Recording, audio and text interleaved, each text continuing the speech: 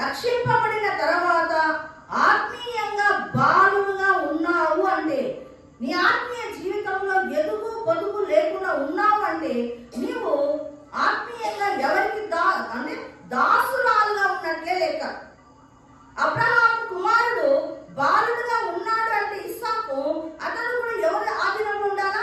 సంరక్షకుల ఆధీనంలో ఉండాలి, గృహ నిర్వాహకుల ఆధీనంలో ఉండాలి. అలాంటి వాళ్ళు పాల వంటి వాక్యాన్ని అంటే పసిపిల్లల వంటి వారు. వాళ్ళు ఎలాంటి వాళ్ళు? పసిపిల్లల వంటి వారు. అంటే దాసులు అంటే వాళ్ళు ఎలాంటి వారు అంటే పసిపిల్లల వంటి వారు. పాపము చేయువాడు పాపమునకు దాసుడు. ధర్మశాస్త్రము ఆచరించే వాళ్ళు కూడా దేనికి లెక్క? దాసుల కిందకే లెక్క.